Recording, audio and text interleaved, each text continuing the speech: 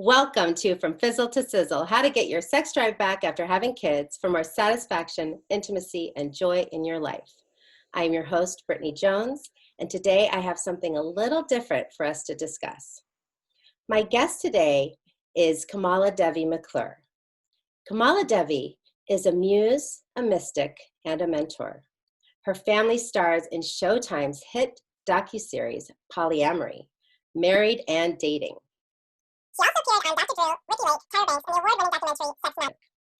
KamalaDevi travels the world as a faculty for the International School of Temple Arts and is the founder of San Diego Tantra Theater and Poly-Palooza.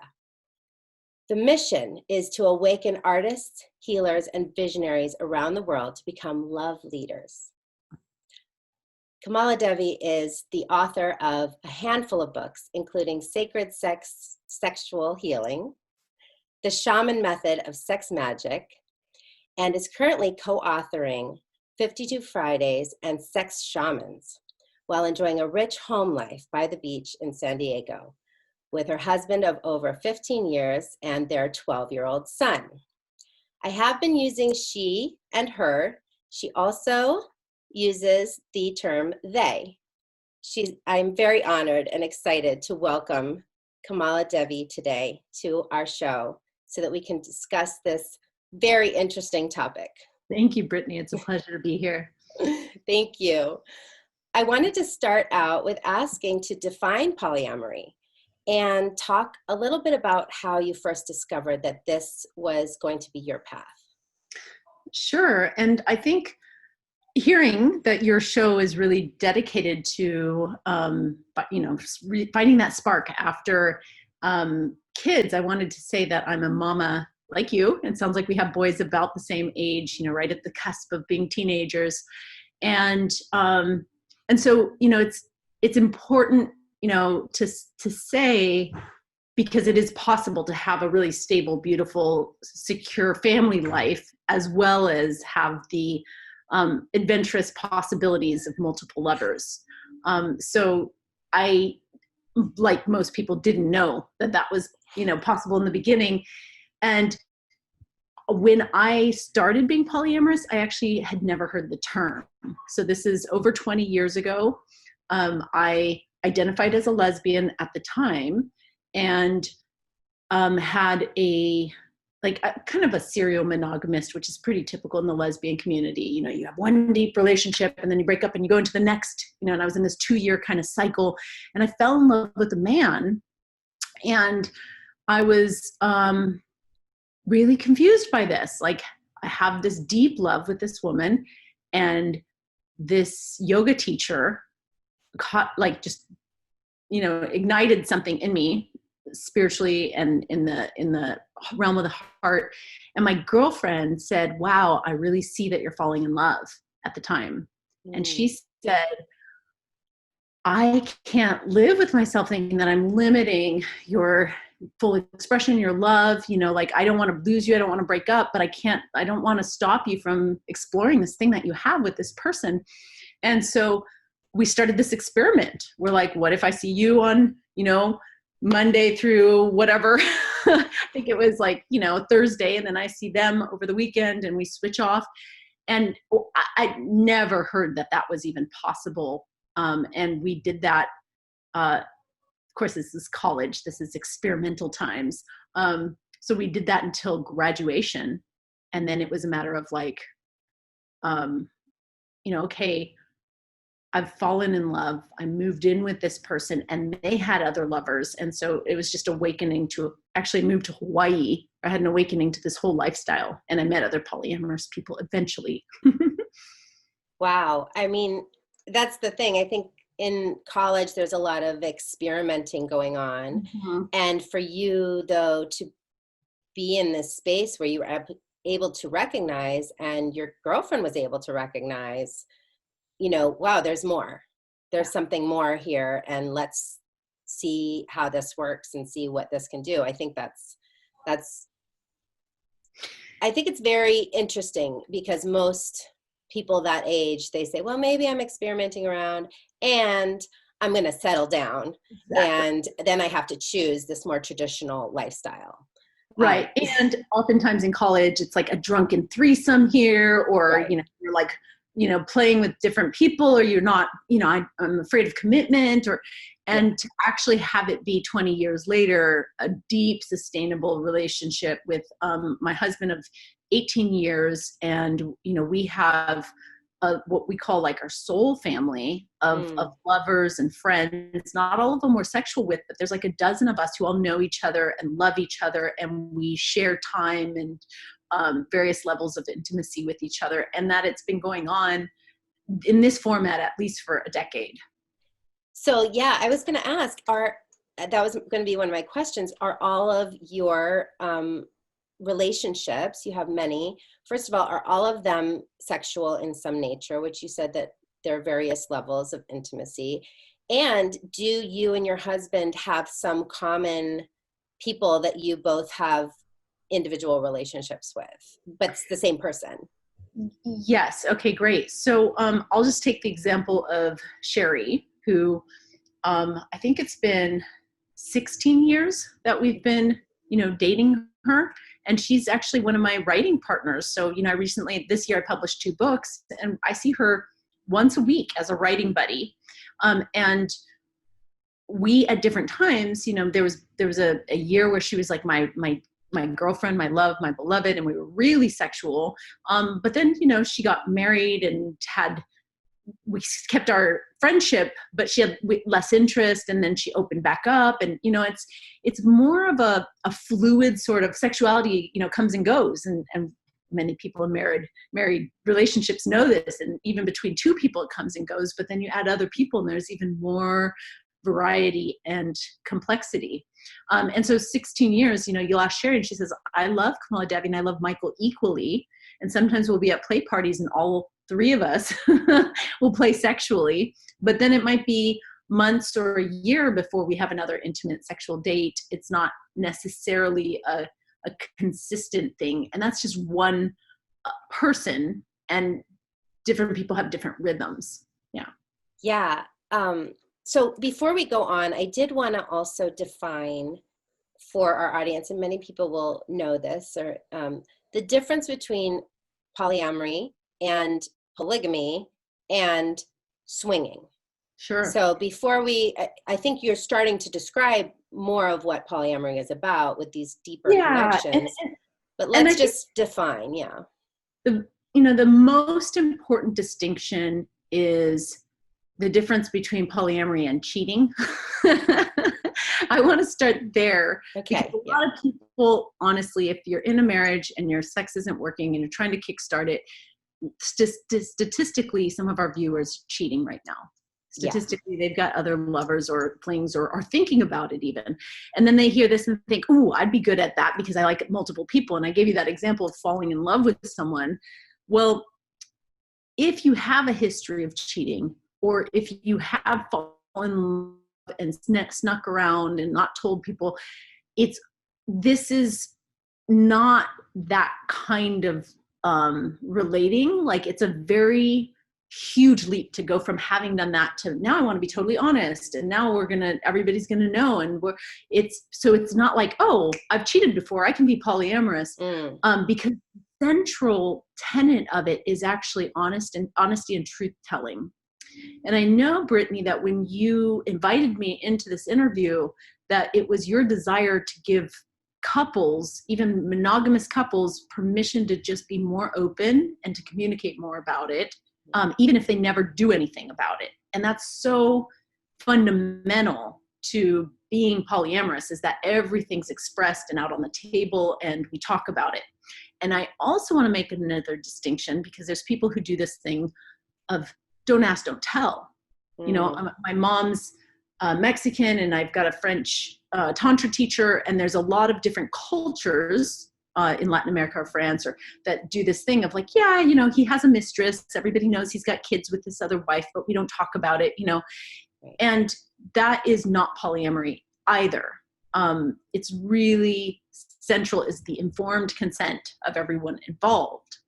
Now, one of the things that makes polyamory different from polygamy, and it's kind of funny that culture had big love and oh God, what was this other Mormon show, this reality show? But yeah, I can't remember, but I know what you're talking there about. was more polygamy, Yeah. acceptance than there was polyamory. Initially, I think polyamory is finally kind of, like catching on. But what we saw in those documentaries and in people's cultures, that polygamy is actually a religious institution. So it comes from a fundamentalism. And when somebody is born and bred into a culture that says you can have multiple wives, a lot of times those wives aren't actually consenting. They're like, oh, I've been either told this is what I should do, or I do this to please my husband, or I please my bishop, or you know what I'm saying? It's not necessarily that they're liberated and free, like whether you're Muslim or Mormon or any other subset or religious practice where that's what you're supposed to be good as a wife, or to be good to God, or to get into heaven. Like that's a lot of pressure, Yeah. So Yeah. I don't consider that consent. Yeah. Polyamory is about freedom. It's truth is a piece of it, the freedom is a piece of it, and the love is the biggest part. You want to be operating with attunement and concerned, for everyone involved. Yeah.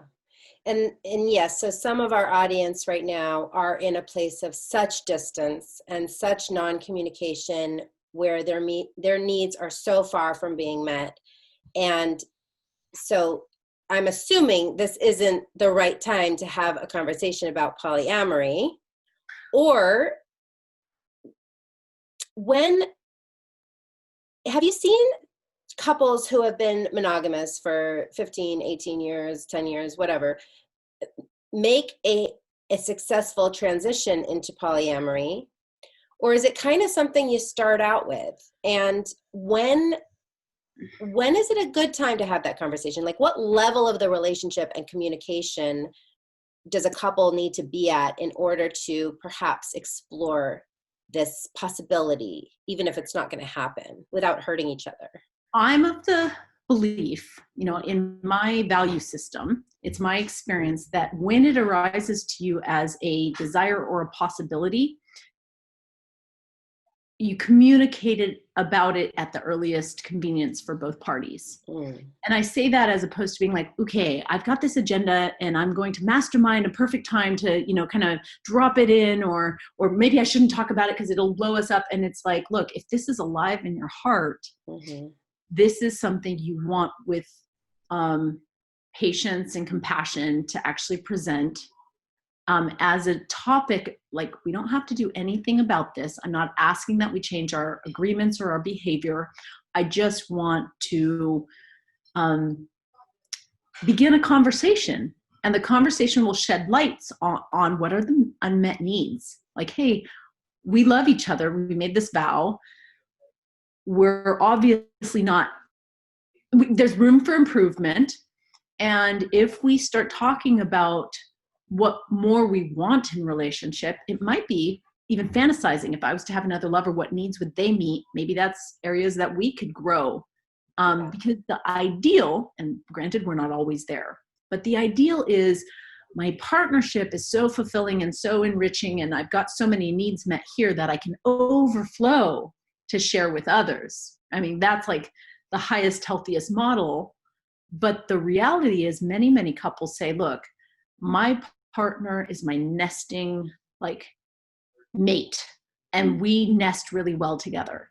But maybe passion or intellectual pursuits or hobbies, I can get those needs met somewhere else because that's just not where we're compatible.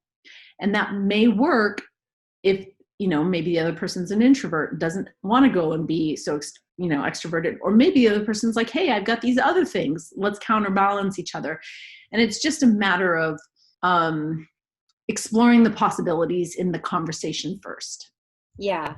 And that's really why I thought this would be a topic to explore within this Fizzle to Sizzle container, just by the mere fact that once you do get to a point where your communication, we have a lot of experts on talking about just even starting the conversation of, my sexual needs aren't being met, and reintroducing that passion back into the relationship.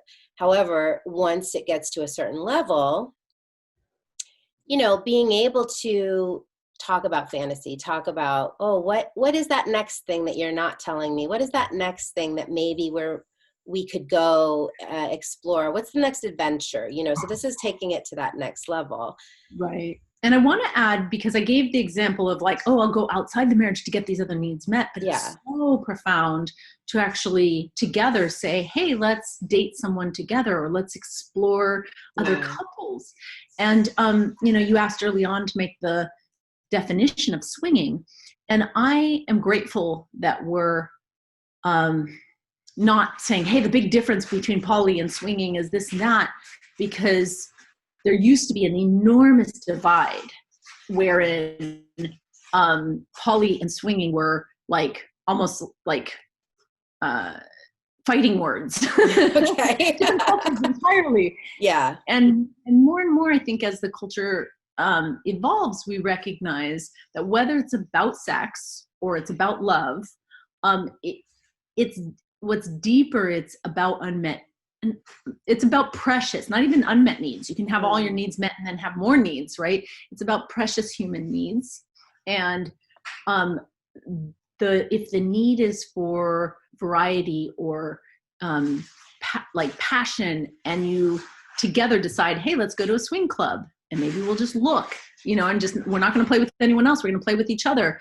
Like that could actually reignite a lot of fantasy, a lot of juice, a lot of, connection within the monogamous structure.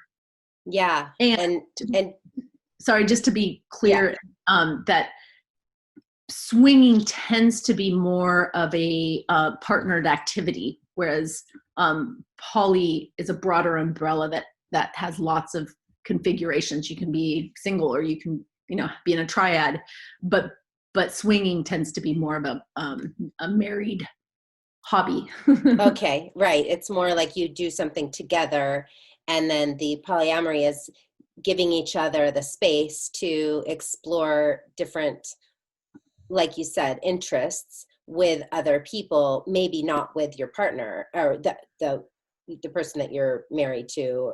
Right. in the tradition, what do you call it? Like the main relationship, or your husband, or nesting partner. Nesting partner. Okay, I like that. That's good. So my big question, my other big, I have a lot of big questions for you, because it's just such an interesting topic. One is, do you get jealous? Yes. And is that part of the experience that you're like, that you almost welcome the jealousy, to say, what's this hitting inside of me? Like, how does that work? Yes. Oh, okay. Big, emphatic, yes. Jealousy is,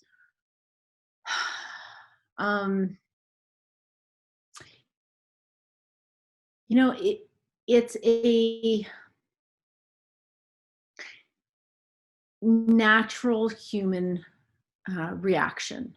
And I want to normalize it. I want to embrace it. I want to even celebrate when it arises, because it's stretching me.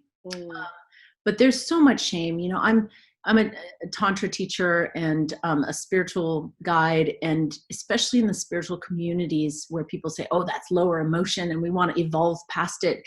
And what happens is, if we cut off our emotions, then we're cutting off our guidance system. It's actually really important to feel the full range of our feelings.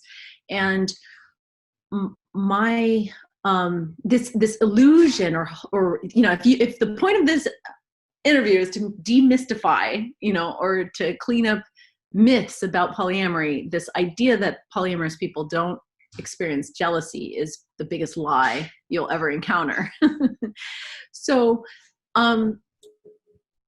this is a little bit controversial, but many people who choose monogamy as a construct, it's like, okay, we got married so that will forsake all others and just be with me.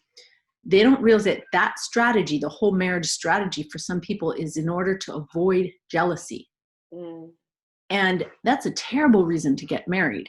as opposed to get married for love and evolution and deep, intimacy. Instead, they just wanted to avoid marriage, jealousy. And then the irony and the lie, as you all know, is that being married does not save you from jealousy. We still get to then.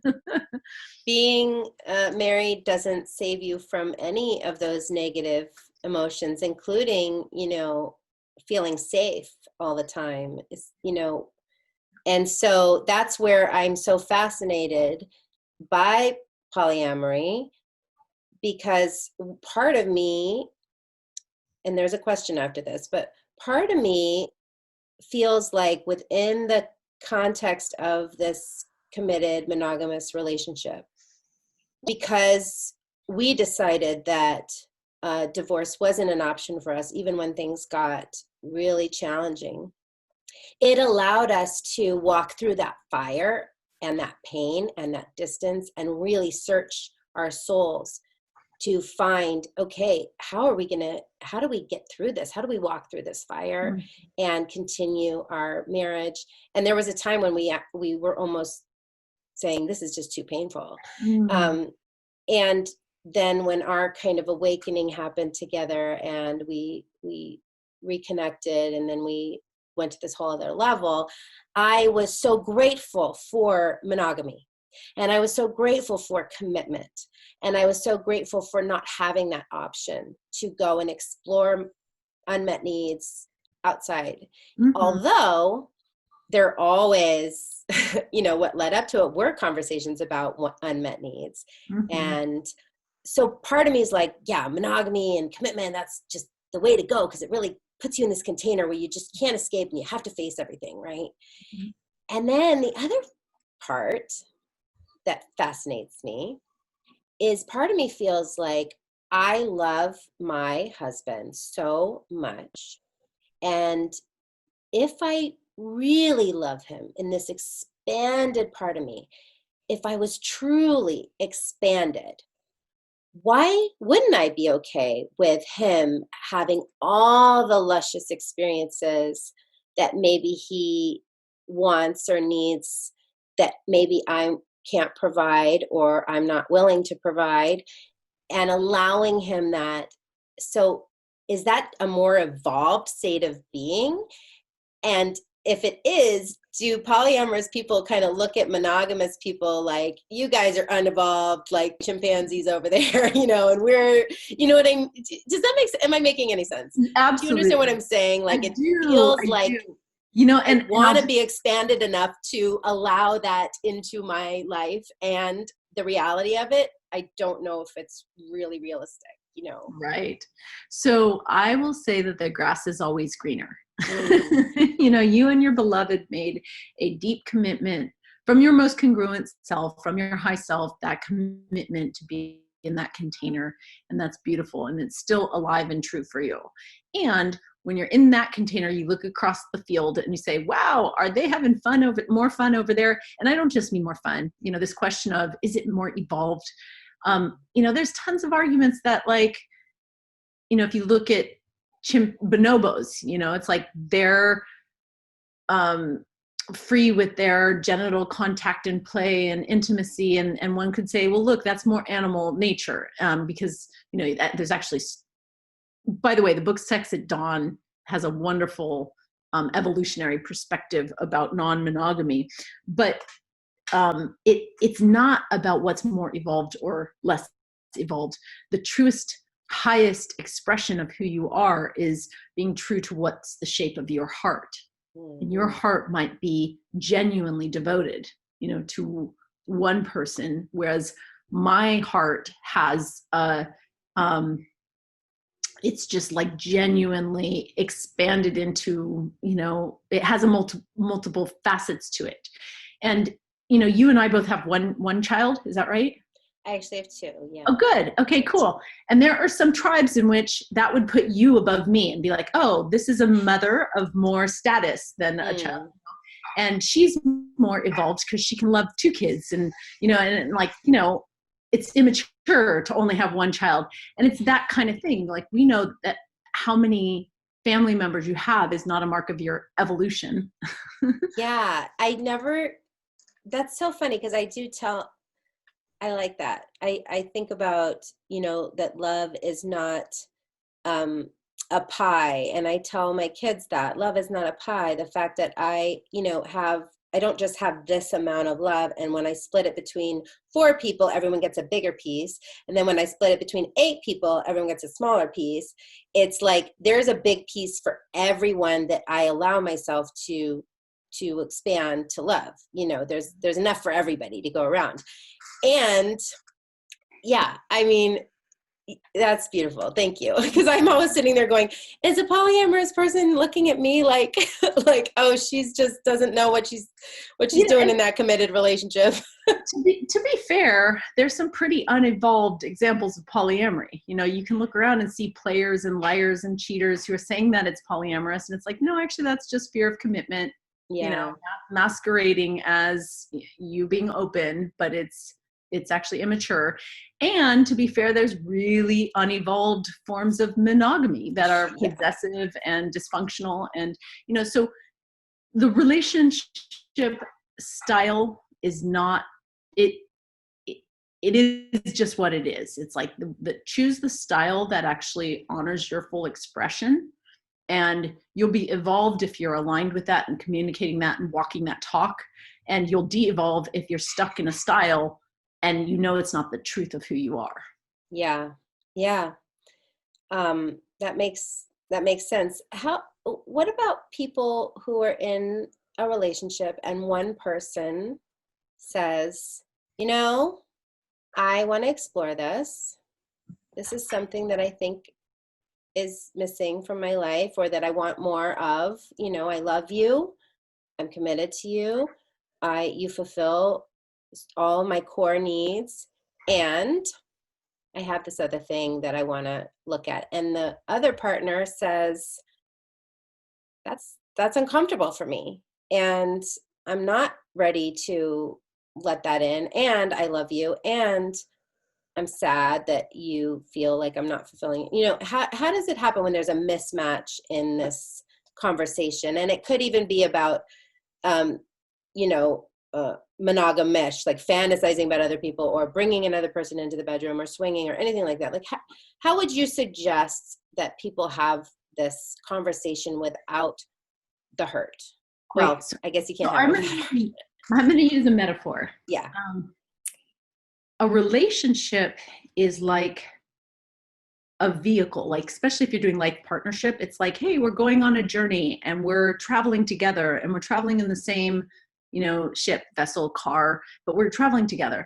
And then one person says, okay, I want to go like really fast and wild and take this adventurous route. And this other person's like, I actually would prefer to take the kind of safe and steady. And like, I'm not comfortable going over the speed limit. And then what we have to do is look at, okay, where can we, if we're going to ride in the same car, where can we get a little uncomfortable? Because 60 miles an hour is not going to satisfy the other person's need for adventure. Where can we get uncomfortable and be like, well, let's start cruising at 75, right? I get uncomfortable, but this is a little bit closer to my thrill-seeking nature. But I'm not fully expressed because I'm not like, off-roading. But let's meet, is there a place where we can meet? Is there a speed where everybody's comfortable? And yet so one person might be stretching and the other person might be like, slowing down in order to like move with that person.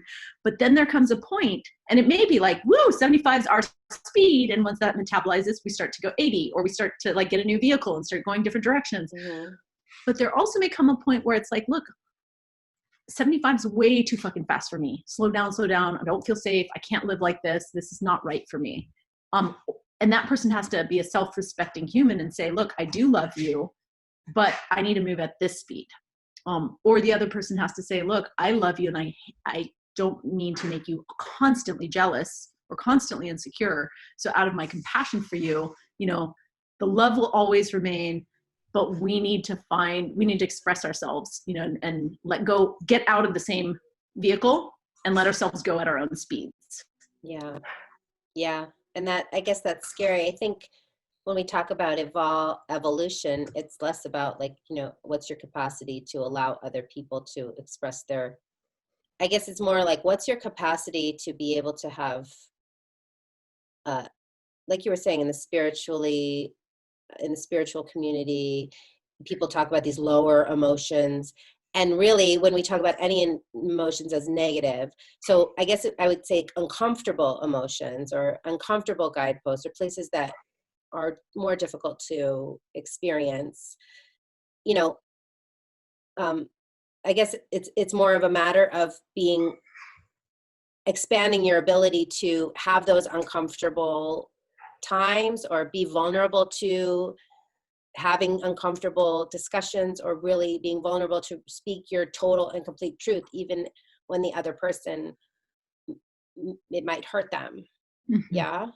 Is that kind of...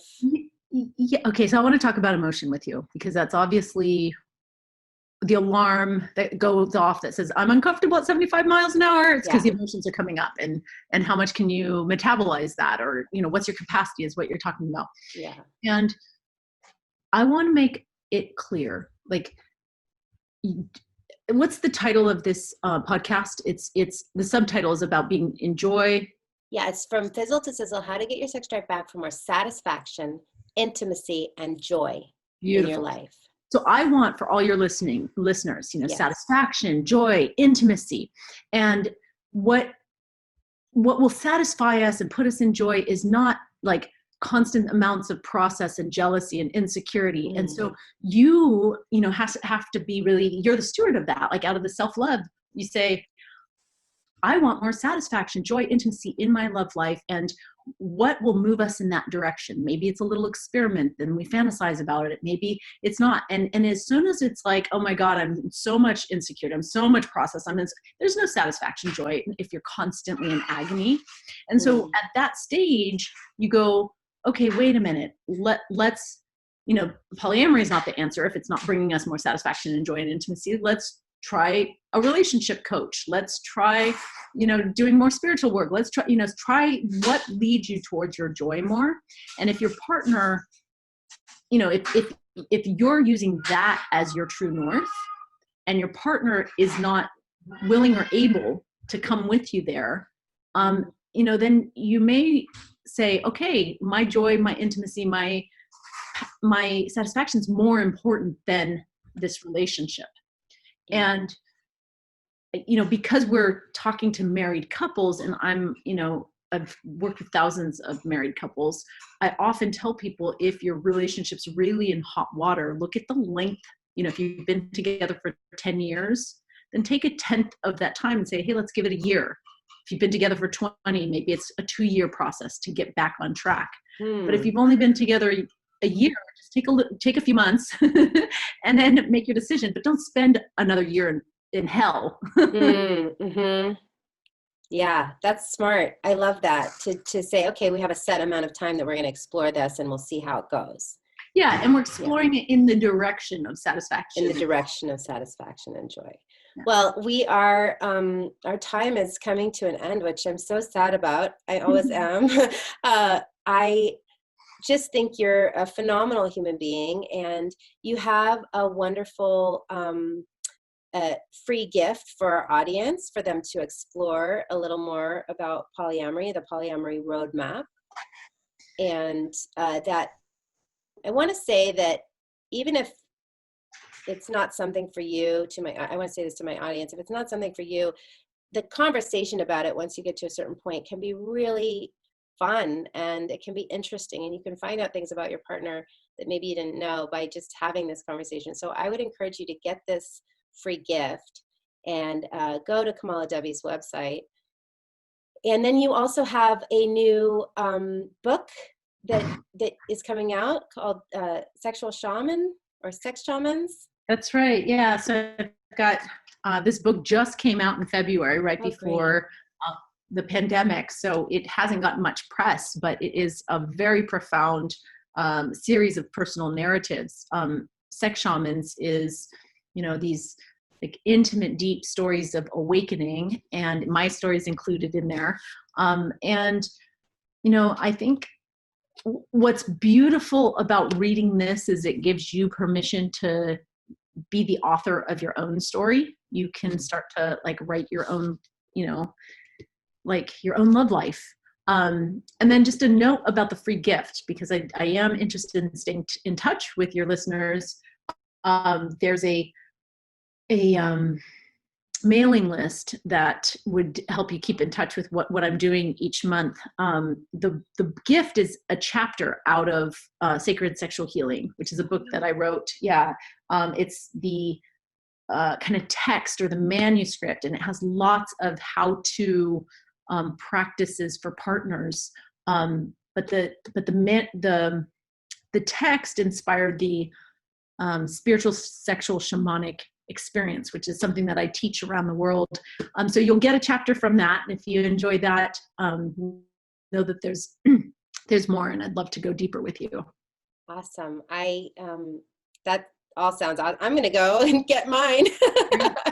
So I'm very, very grateful, KamalaDevi, that you were here with us today. And I really, for my audience, I hope that we brought extreme value to you. And if you're curious or have questions, go to KamalaDevi's website and see all that she has to offer, or they have to offer. And I want to just thank you for being here today. And for my audience, be sure to check your email tomorrow for our next episode so we can bring even more value to help you take your relationship and your life from fizzle to sizzle. Thank you. Blessings.